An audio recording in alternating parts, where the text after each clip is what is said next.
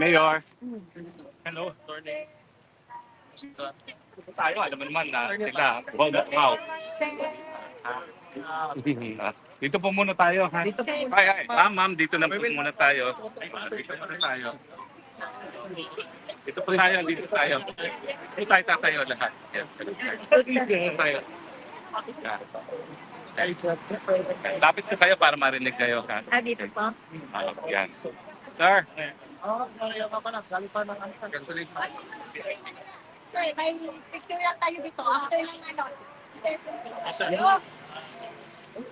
Ay, Mayor. Dito po.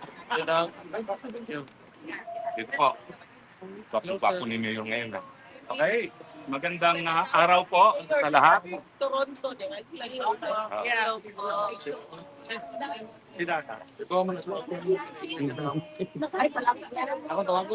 Yan, oo. Well, magandang umaga po, Mayor. Magandang umaga po sa lahat. Si Kitty. Darating po si Kitty, no? Nandyan po sa ano, attorney, sa labas. Nasaan na? Nandyan. Sa labas. Mayor, Pangit ko picture, no? ako Mayor. Mayor, kailan po kayo dumating? Dito sa Kapon. Kapon na. Ng gabi. Ng gabi. About 6. So medyo, ano pa, jet lag pa. Okay naman. Okay naman. Natutog naman ako. Lang. Tayin ko lang yung kapatid ko, ha? Bago tayo simula. No problem, Mayor. How's your travel po? Was it smooth? Layo kasi. Tagal, Hindi no? ako mahilig talaga ng long flights, eh. Sa buhay ko. Kaya most of the time, pag nagpapakasyon ako, Asia lang. Kasi maganda rin naman yung mga lugar natin dyan sa Asia. Hi, Kitty. Hi. Ito, inatay ka niya. Dapat, ha? So, Mayor, nakumpleto ba ho kayong apat ngayon sa bisita? Hindi. Kami lang tatlo ni City, ang kapatid ko si Pulong, tsaka ako. Okay. Kamusta naman po si tatay? Dahil uhaw na uhaw talaga kami sa balita kay tatay. Buhay pa naman siya.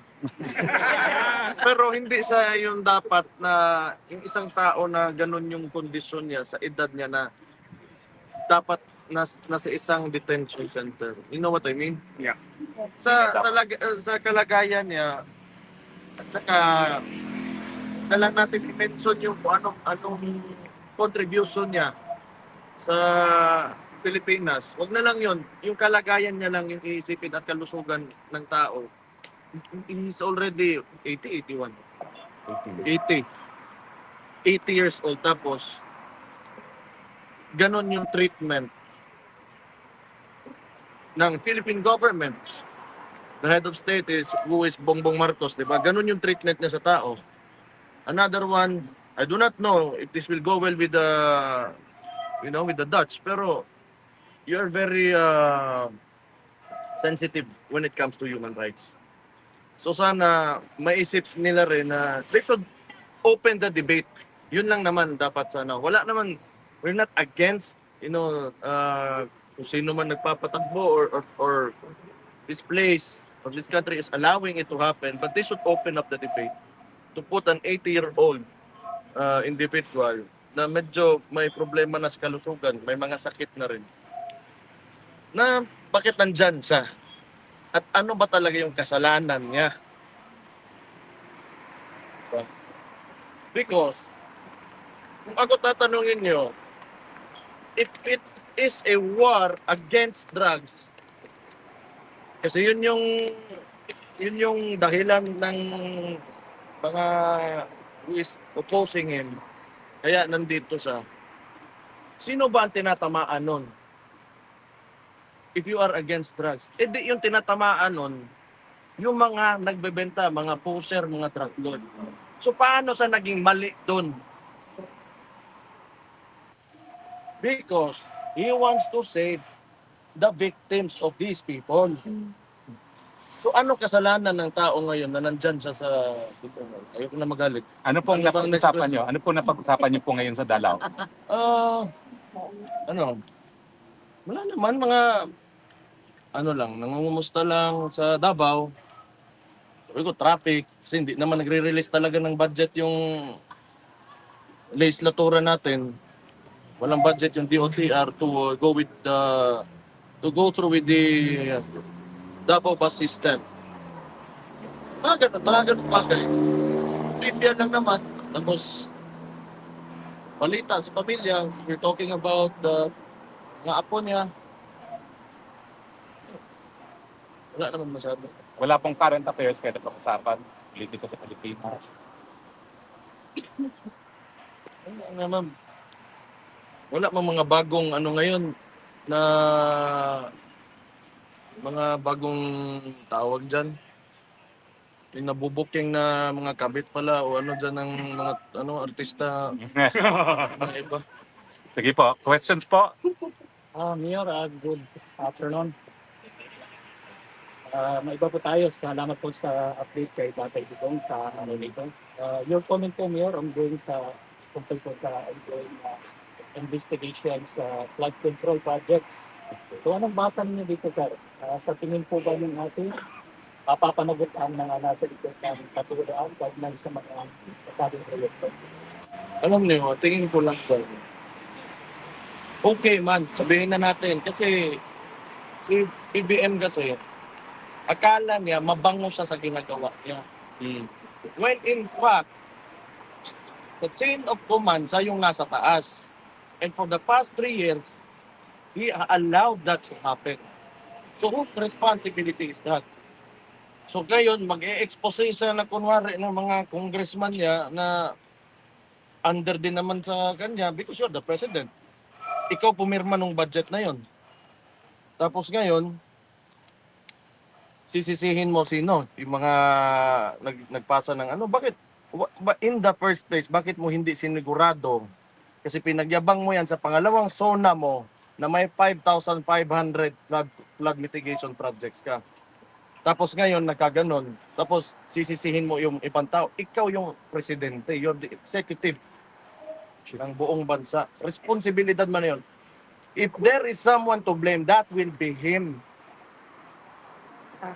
Okay naman, kasi yung mga ibang politiko ngayon, ginagawa din nilang plataforma.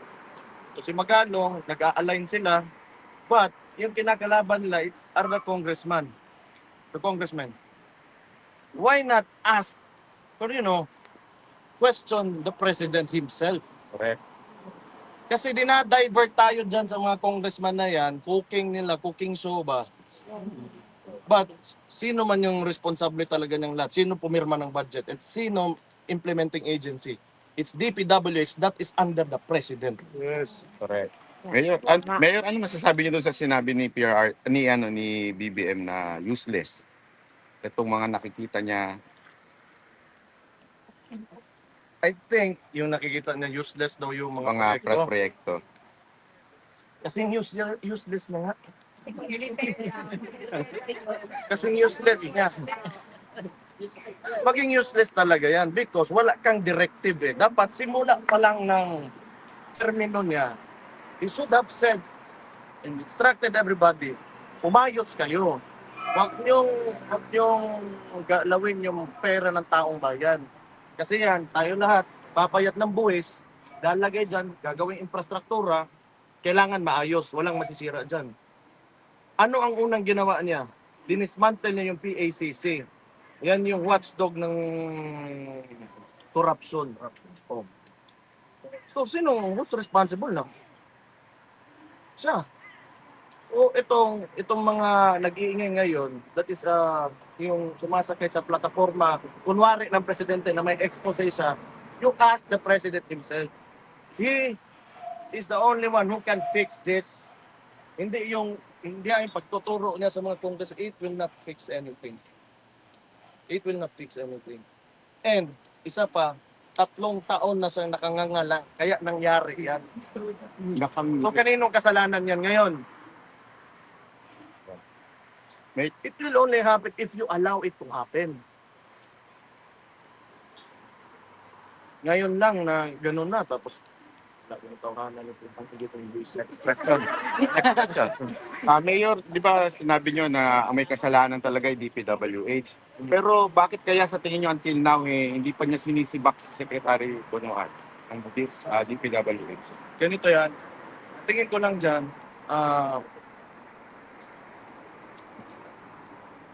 pag yan, yung issue na yan, nawala lang na parang bula. Kasi ginagawa niyang press release yan ngayon eh. PR stunt niya.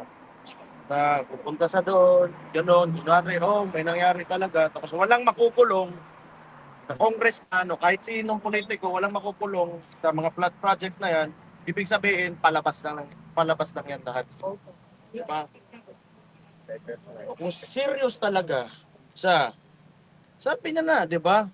Alam niya, may tinuro na siya, may mga pangalan ng mga kumpanya ng contractors na in-expose niya, then why not file a case? Kung talagang gusto mo ipakita sa tao, okay, you want to redeem yourself, sige, pulong ka dyan. Kahit isang congressman lang.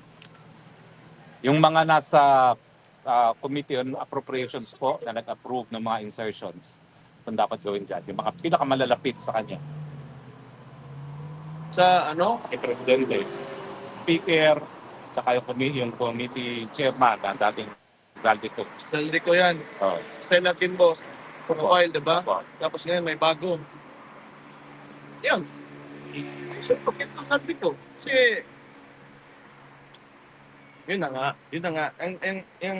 Pag tumahimik yan lahat bigla, tapos wala talagang resulta, concrete result, na may nakulong, may nakuhan, somebody filed a case against somebody, cooking show. Cooking lang na. Mayor Baste, on a different matter, sir, may you share to the entire Filipino community what's the reason behind why your father summoned his 4 children to appear before him for a family visit? If it's possible only, sir. Naman talaga, siguro gusto niya talaga nakita niya kaming lahat. Wala man siya sinabi specific talaga na reason. Ikaw, alam mo? Nag-text lang siya bigla ng isang, through call yun. Tapos, ako ang bigla dito sa Tapos, tumama. Tapos, tapos na Out of no nowhere lang. serious reason actually. It's just, Out of nowhere, gusto niya lang na lahat. una niya lang ng strength. Thank you. Matutupad po kaya yon na makita niya kayo kayong apat this week? Tomorrow? No. 29. 29. Tomorrow. Dili ba? Tomorrow. Within the week. Within the week. Is there a message from the former president sa lahat ng mga milyong-milyong supporters niya na until now, almost 6 months already, still coming outside the ICC detention facility? Hindi pa ba daw kayo napapagod? Hindi. Can you tell him tomorrow that we will never be tired? Sinabihan ko, hindi talaga yung titigil hanggat hindi ka makakalabas. Ngayon, papunta raw dito si Trililing. Mag-aabot pa kayo dito? Trillanes? Oh. Ano na to? Kaya, Ano na gagawin niya? kaya mag-set up na naman yan ng boxing ring na wala ako. Kailan nga ba ho? Wala na bang rematch kit Ore? Wala bang match kit Ore na sisipot na? Ayaw niya ako hintayin magka-uwi. Mayor, nabanggit po ba kay PRRD regarding sa mga flood control na investigation na ganyan? Na banggit ng kapatid ko. Wala naman siyang comment. Ayun na nga. Kasi alam ko kasi mayor ako. Costing ng project, yung proyekto, tama ba, hindi overpriced, hanggang implementasyon, yung process talaga kung paano ka gagawa ng project. Pag sinunod mo lang yan, hindi yan masisira yung mga tinatayo mo na infrastructure. Anton, meron ka pa? Yes, Mayor, last na lang po. With regards po sa public and private partnership, para po ang natin ang gagawa ang natin report. At ang companies is openly group and kami ang sort of board. Ay interested po ito sa operate through private-public partnership or APP. Sa Davao na Station, Secretary So, your comment po. Okay, so maganda na tinanong mo yan kasi for the longest time, hindi kasi ako kasi ginagawang propaganda against my term as mayor sa LGU, yung airport na yan. But in fact, CAAP yan. It's a national agency, under rin sa national agency, CAAP. Tapos, dapat ililipat na yan na maging sa region, become Davao regional airport. Under the region na siya. May board yan, under the, ang mag-a-appoint yung Regional Development Council. Ito mga kalaban natin, yung mga opposition, hindi naman kalaban talaga, pero yung mga naysayers natin, nasabi nila na Davao City was not taking care of that airport. Pangit daw, ganun. Hindi naman talaga yan responsibilidad ko. Nandyan siya sa Davao, but it's for the region. So itong papasok ang tingin ko, maganda kung Changi Airport talaga yung mapipili ng PPP. So otherwise, yun yung the other two, Gokong Way Group, Gokong Way, Pininvest. Wala naman akong problema yan sa dalawang yan. Pero ang trabaho talaga ng Changi Airport is gumawa ng airport. Yung Pininvest, land development, di ba? Si Gokong Way, Cebu Pacific, so meron silang mga aeroplano. But if you look at Singapore, at yung airport nila, it's one of the best The best. in the world, if not the best. So, sana, kung interested talaga yung Changi, pero it's a national decision. Hindi yan sa local. So, patagal na yung ganon, siguro dahil di rin nila inaayos, alam niyo na si Tintin, pag may magandang mangyari sa Davao, magagalit si Tintin, tsaka yung pangag. Ay, salamat. Bangag. Gamitin natin yan. Okay. Sa tingin niyo po ba may pananagutan din si Speaker pagdating dito sa flood control? Kasi halimbawa po, yung sa Negros, di ba, tinanggal nila si Arnie Tevez. Ngayon, yung dating budget ni Arnie Tevez doon for the whole district is 2 billion. But now, under dito ngayon, binigay kay Speaker yung responsibility sa Negros, na 1.9 billion, allegedly yung palang ay flood control. Wala pa yung iba. So, may pananagutan kaya dito si Speaker na sa mga flood control na ito? Ano sa tingin ninyo ang opinion niyo dito? Ang sinabi niya kanina, muna talaga yan dyan sa pangalan ng committee ba na yun? Operations. Appropriations.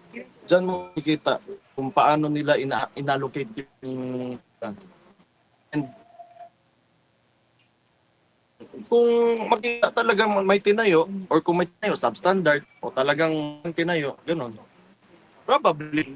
Pero alam nyo, actually somehow tama naman yung sinabi nila na they cannot investigate themselves. Tama yun. Kasi talaga alam nila na wala silang tiwala sa sarili nila. Ano? Andyan naman yung executive, kaya nga presidente talaga dapat ang tatanungin. Kaya nga niya, kung serious nga talaga to sa, saan niya?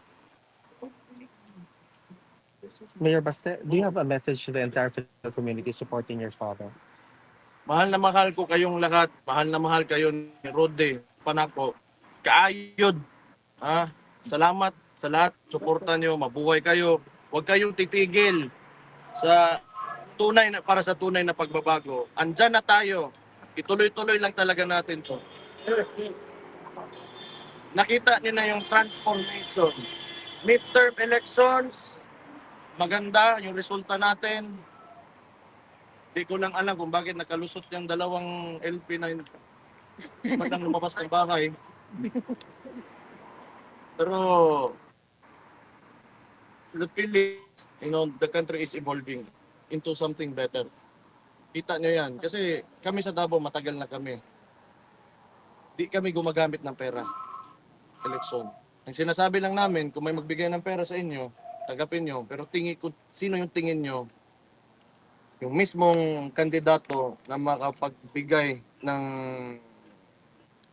pagbabago, na mga magagandang